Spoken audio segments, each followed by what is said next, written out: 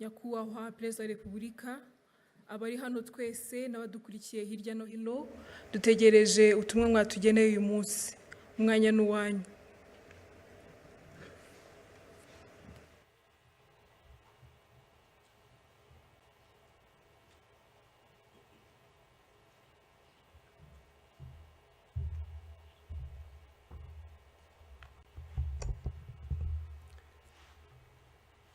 Mwiriwe neza mwese.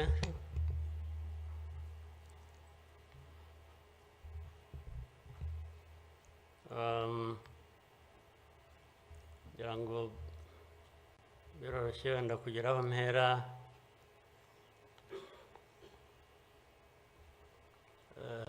Ndahera ku mateka Bizimana yatubwiye.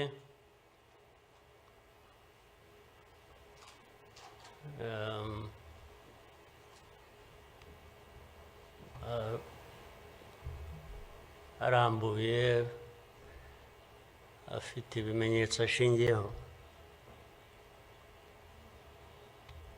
ariko ndagira ngo mbanze nshimire mwese abari hano mwaje kwifatanya n'igihugu n'abanyarwanda, cyane cyane mwebwe abaturuka hanze mu bindi bihugu cyangwa abihagarariye hano mu gihugu cyacu.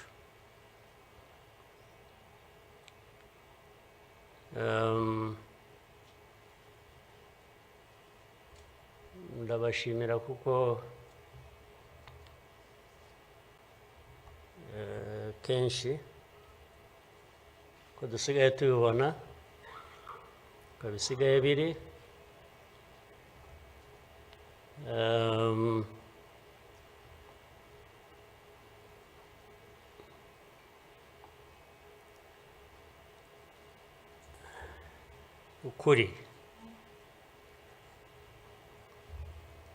ukuri ntabwo kukigenderwaho.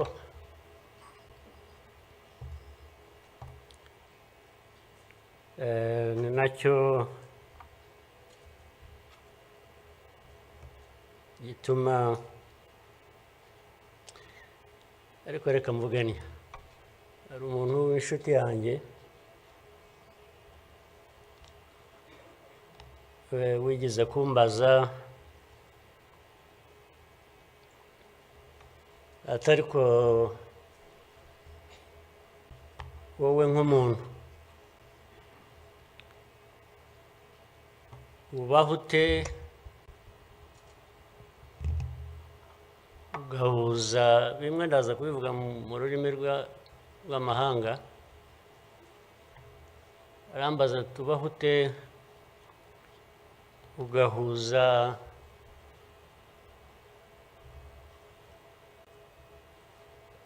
the dark past and the cruel present.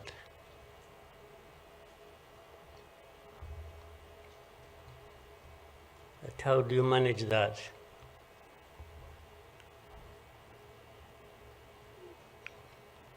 Ariko uko nabyumvaga ntabwo ari igihe yabazaga gusa, yabazaga u Rwanda. Bavuga ngo u Rwanda mubaho muti, with a very dark past and a very cruel present.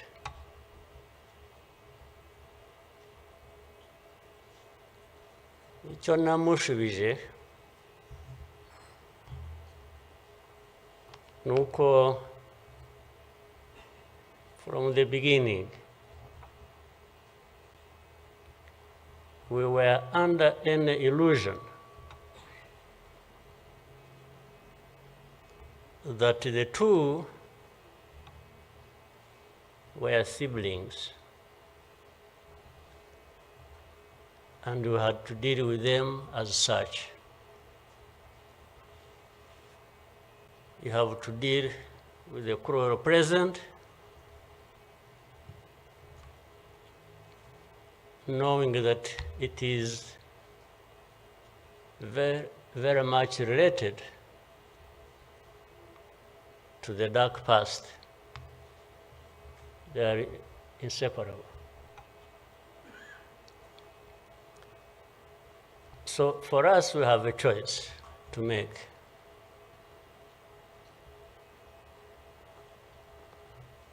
You are either crushed in between and you stop existing,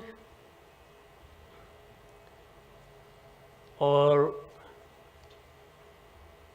you stand up and fight.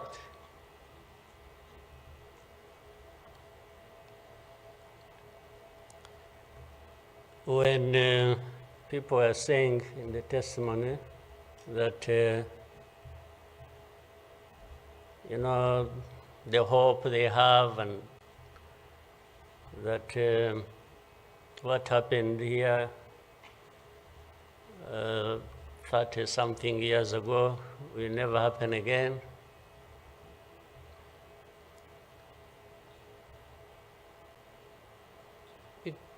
It won't be because of those who were responsible for that dark past will not try again, or are not even trying now again. It will not happen again just because there will be people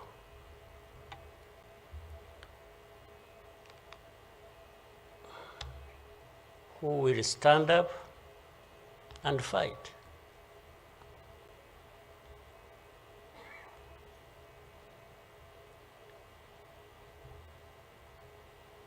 It's not because there are fewer people who wish to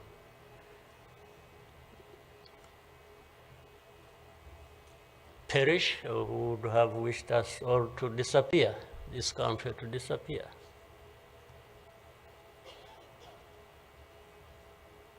But how can people accept that? How can people not stand up and fight? Because anyway, well, there is a risk you may die when you stand up to fight. But if you don't, it's a sure thing you are going to die.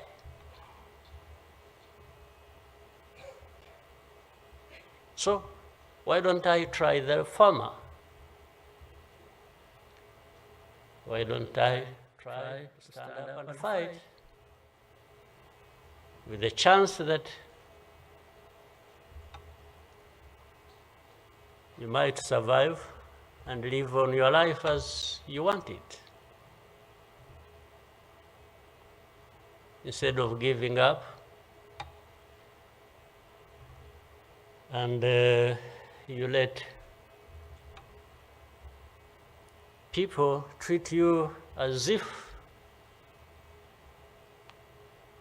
for you to live, it's a favor that they are going to do for you.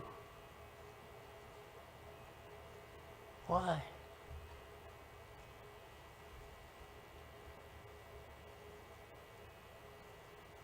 I've also had people come to me and warn me and say, President, you know you are too vocal, you say things that challenge these people who have the power in their hands and they're going to kill you. Well, first of all, it means they're killers.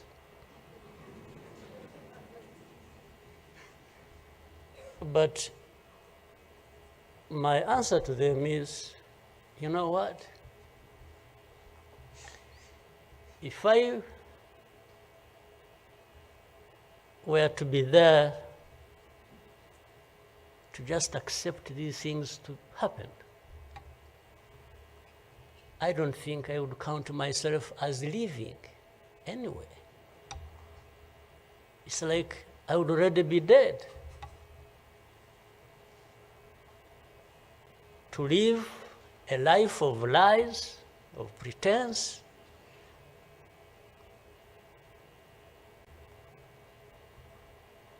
and all my life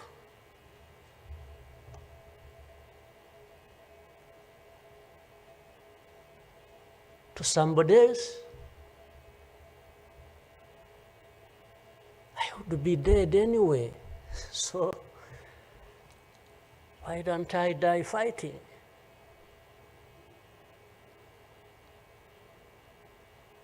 So you Rwandans, why don't you die fighting? Instead of dying anyway, just dying like flies. Why? But my message goes to other Africans who live like this on a daily basis, who are dehumanized. And they accept it and they beg. I can't beg to live. I can't beg anybody.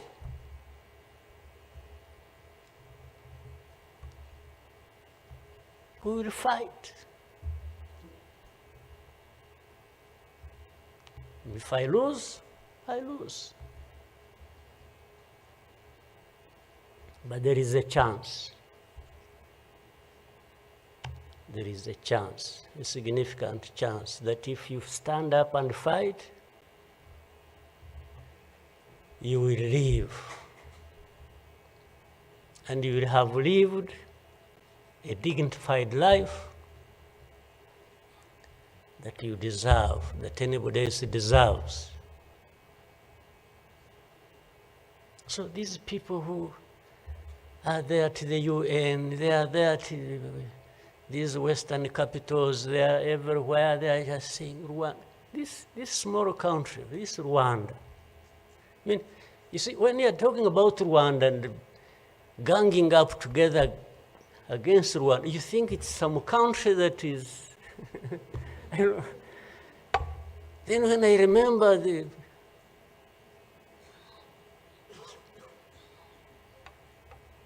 facts about it,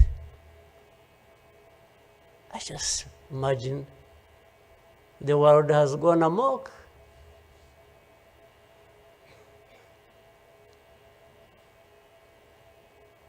But in the midst of all that, we have to live. We have to live our lives, we have to fight for that, we have to live the way we want. And I tell anybody to his face to go to hell.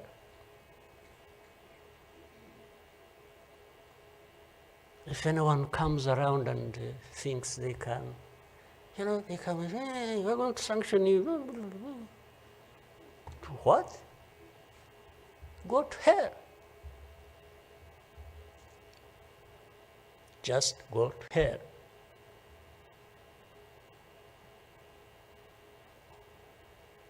You have your own issues to deal with. Go and deal with your own issues. Leave me to mine. This is the spirit, I think, Rwandans must have in their daily lives.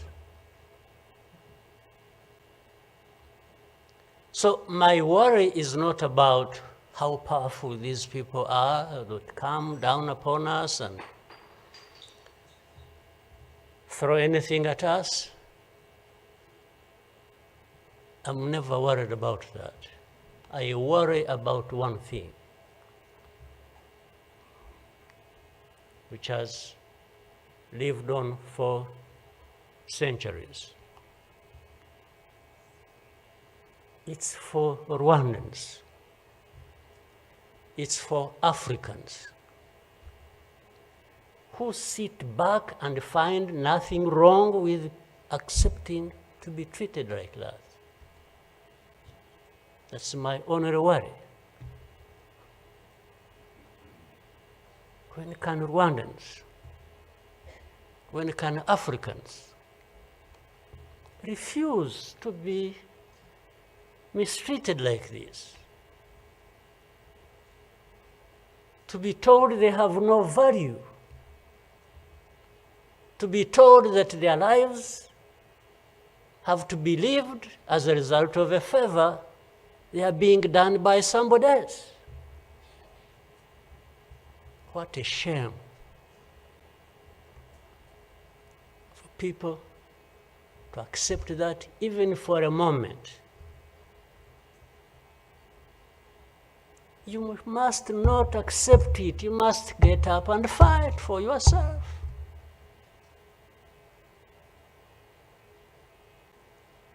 And then you have fools leading countries and being used as puppets.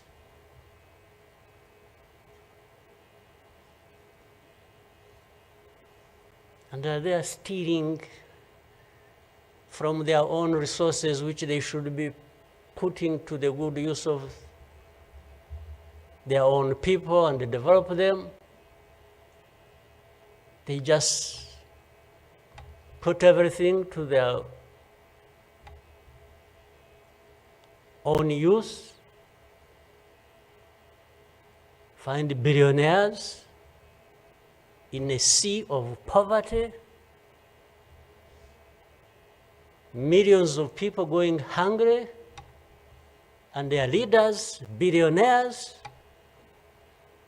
money that has been stolen from the resources of these people,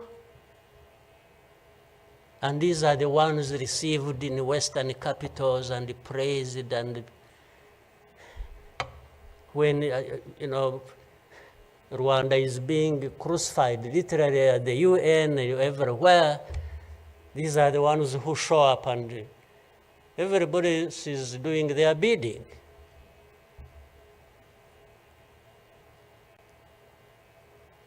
They don't talk. These ones don't even say a thing. There is somebody to say it for them.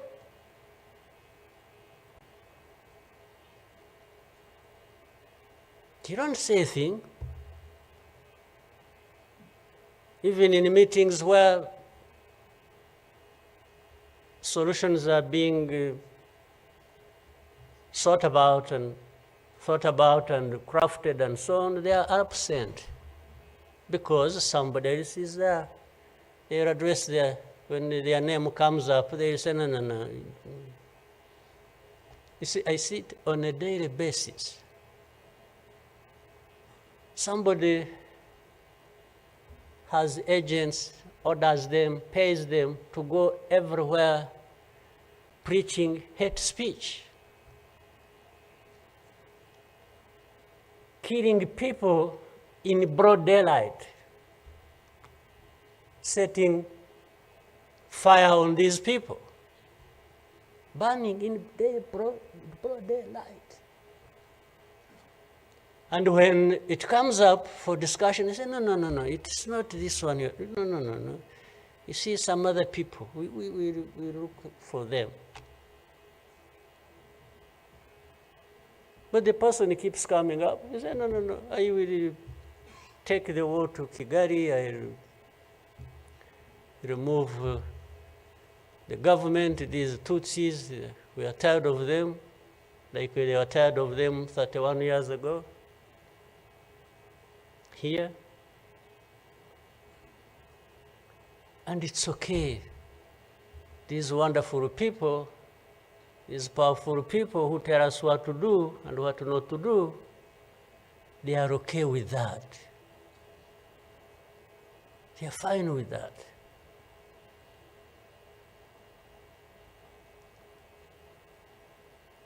And they expect us to accept it also ourselves.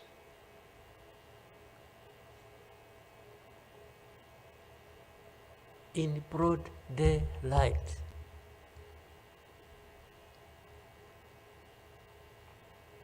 hate speech, killings of people for their identity, uprooting them from their homes, and most of them are refugees here in this country. We have 125,000 people as refugees who have been living in camps, uprooted from their homes in eastern Congo. And then these powerful, good people come here and pick 1, 2, 3, another day 5, if there are many, to go and settle them in those beautiful countries of theirs. And they leave the majority here. And they expect us to be thankful that that's a huge gesture of generosity.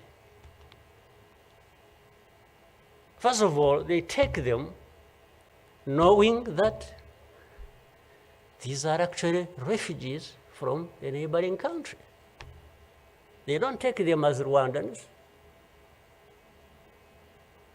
They take them as refugees from Congo.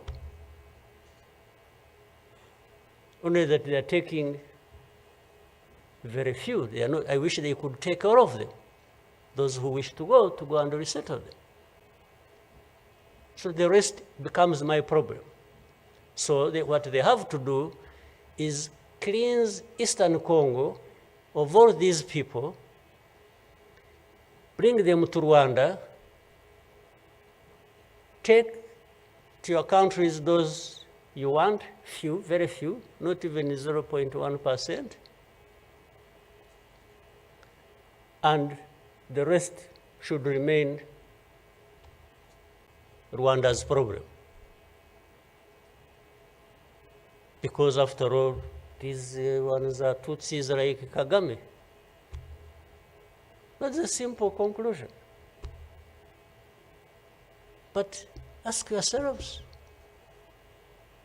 how did these people end up being across the border of Rwanda? Was it really done by Kagame? Was it done by Rwanda? No, for us, we are here lucky that we are alive, that we survived.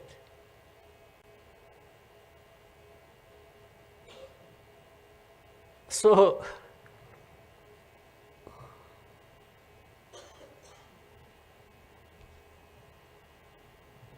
but as I say this,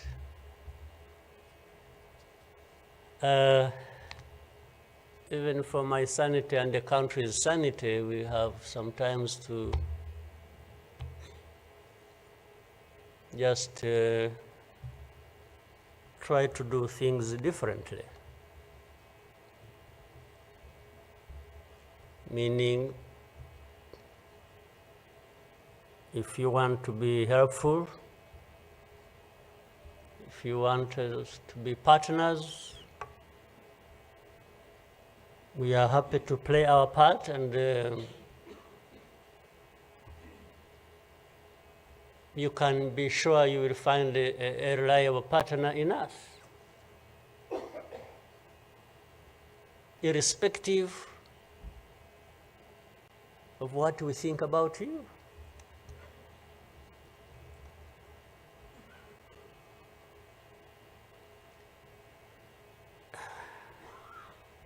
You know, this whole thing you see every day, you know, you have heard of groups, what is it? Group of experts.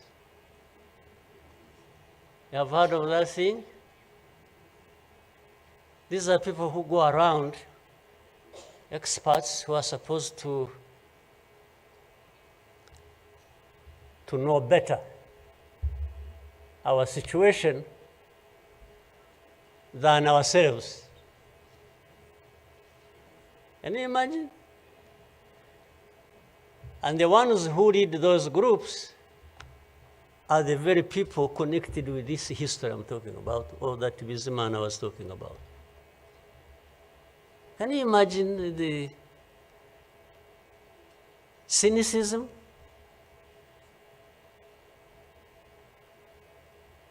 And this expert comes to me and asks me, but this. So the whole thing about genocide, this ideology that has killed millions of people, has been turned into a problem of minerals. It's okay. Let's imagine it's a problem of minerals now. Was it a problem of minerals in 1994? Which minerals were we fighting for here? Just imagine.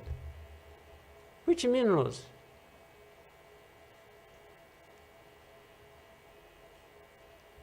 Second, if it were to be minerals, how many are actually fighting for these minerals in those places? Assuming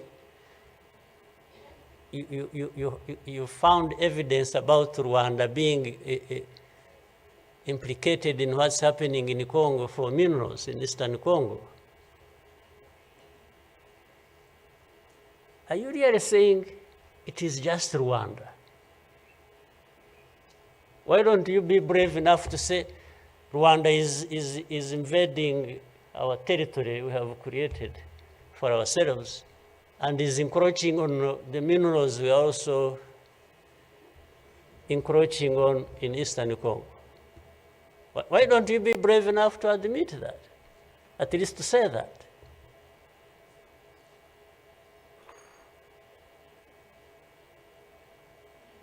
Minerals?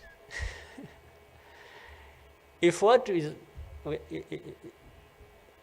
the allegations,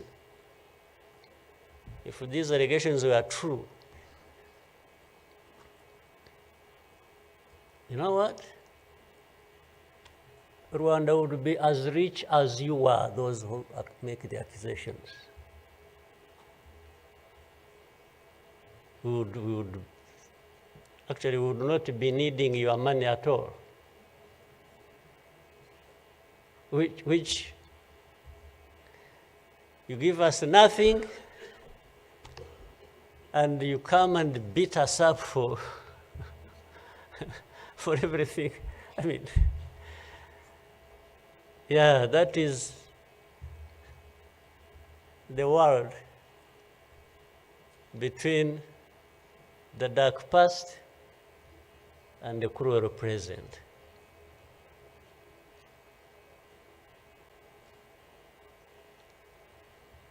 But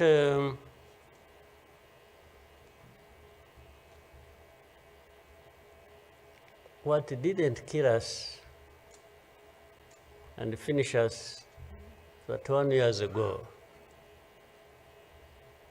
has hardened us, has prepared us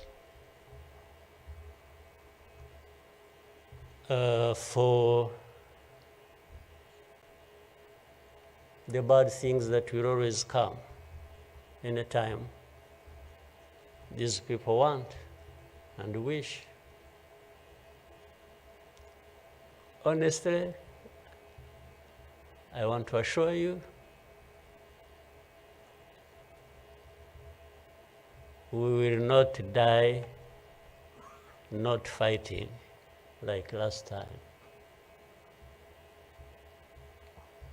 And fighting does not involve invading anybody's territory, does not involve going after something that is not ours.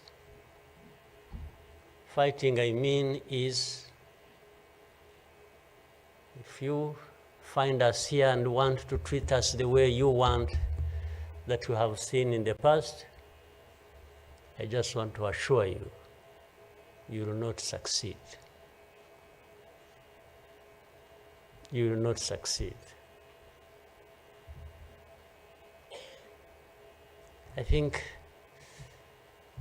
I beg all these Rwandans, we should be itching for a fight with anybody who wants to come here and turn things upside down. And I think there are many who are ready to join for that. But for our friends, our partners, please, don't misunderstand us, don't mistreat us. We have had enough of it. Take it somewhere else. Take it somewhere else. You know, this Bizimana who was telling you this whole history, by the Bizimana, if you could compile that and distribute it to our friends and all of us. I actually want a copy of what you... But I think you should give our friends and others, they need to... Much as in the cruel present, facts don't matter, evidence doesn't matter, the truth doesn't matter. What matters is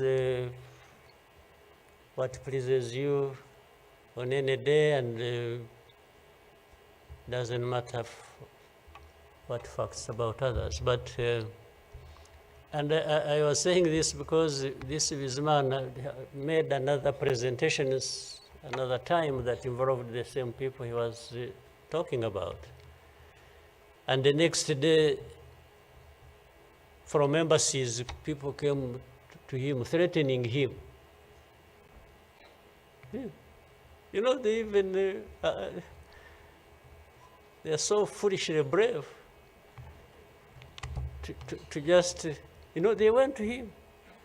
And I think another message went through Foreign Affairs. It's like this man who is saying this, and he was not saying it is not true, but he was saying no for daring to say it, even if it is the truth. Yes, they threatened him, and they even started threatening he will not get a visa to travel to some places, face to face, like that. Somebody from the embassy threatening our minister. Of course, I can't blame them that, given this history we have had, that from the embassy they even think they are above the minister. Yeah. You guys come and say, you dare say this. He wasn't saying, this is contrary to the truth or evidence we have. Why did you present lies? No. He was just saying, whether lies or truth, you shouldn't have said it. That is the cruel present we live in, but we must confront it, and we will. We shall. No question about it. I've also told people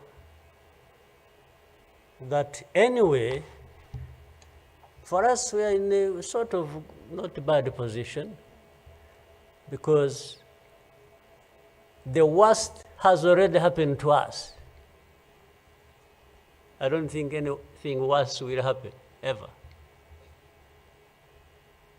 So those who are scared, fearful of anything, I just want to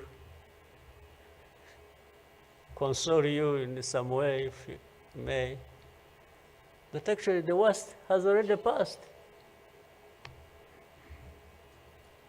When we lost the people during that time, the young man was giving a testimony about. Do you think anything like that would ever happen again? I don't think so. So why would we be scared of anything? The worst.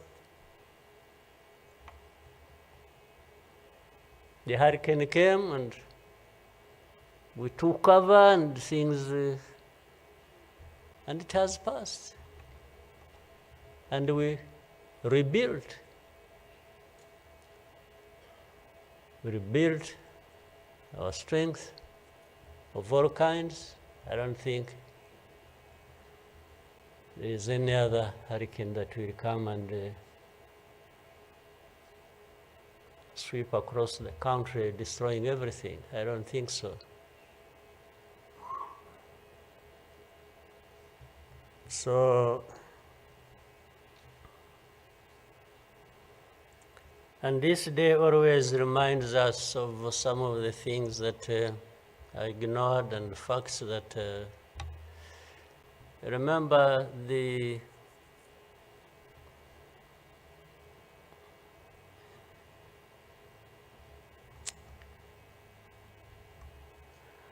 book written by somebody many of you know, Philip Gurevich, with a very long title.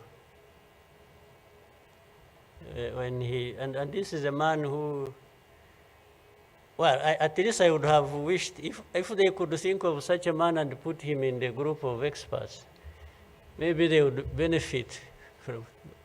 But you bring somebody just because she comes from a country that colonized Rwanda and that becomes the expert. I think that's not serious.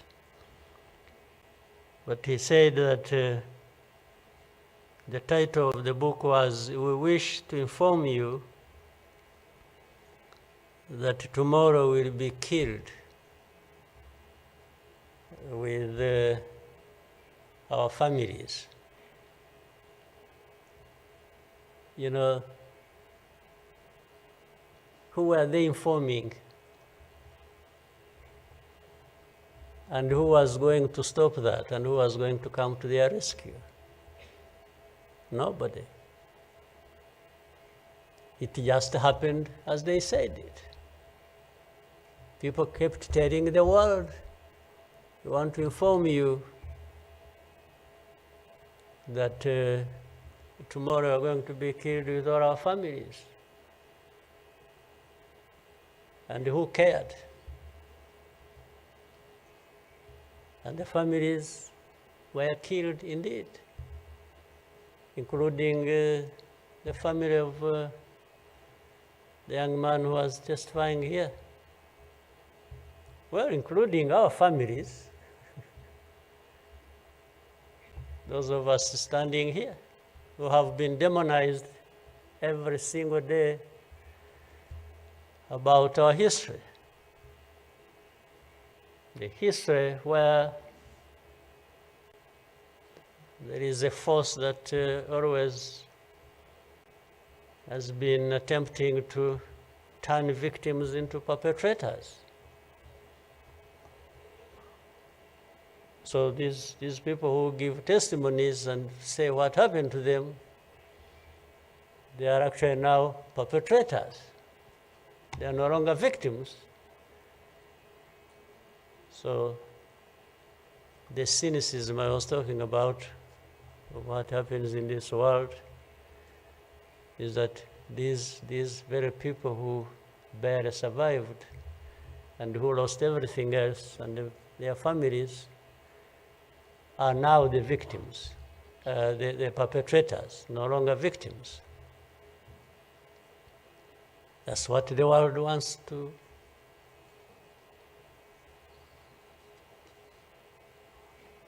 create about us. I think I should, even for, again, the sake of our sanity, maybe we always, you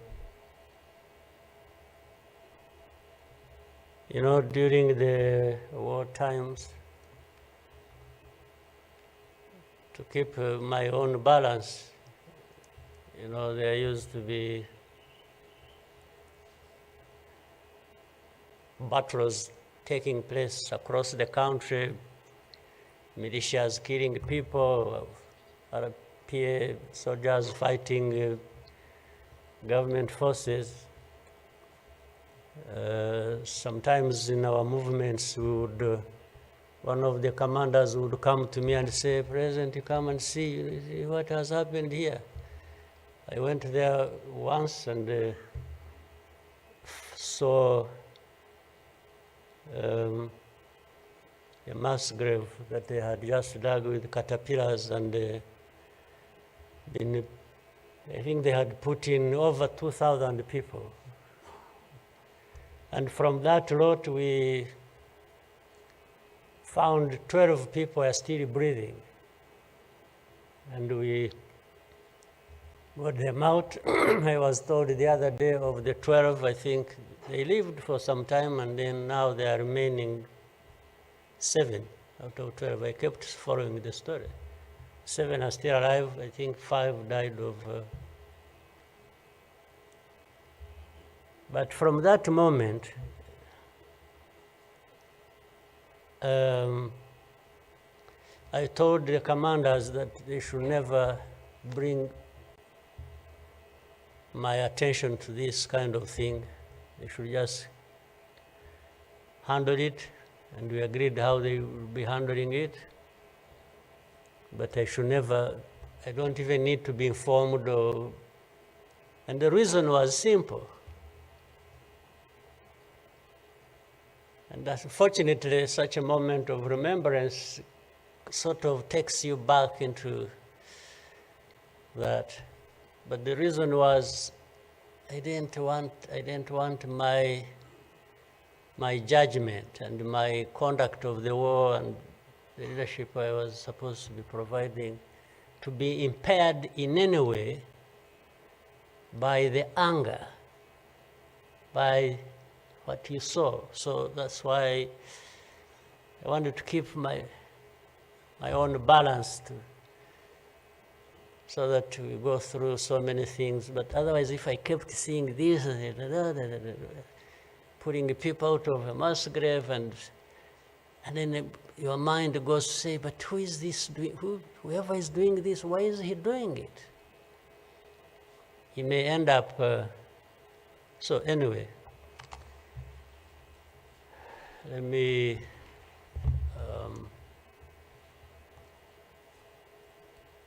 end here. There will always be another day, another year to commemorate our lost people. But for Rwandans, I beg you,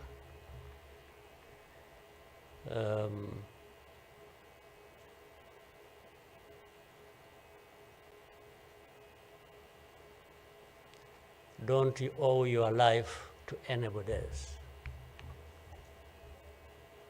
And please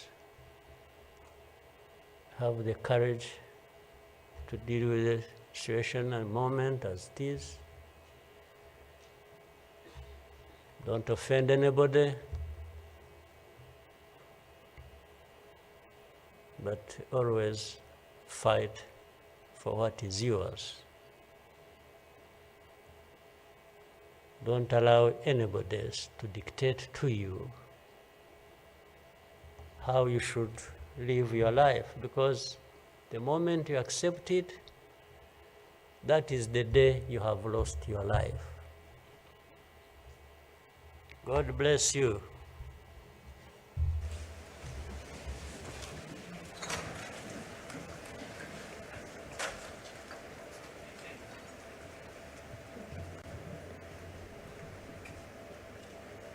Murakoze nyakubahwa Perezida wa Repubulika kubwo ubutumwa mutugejejeho.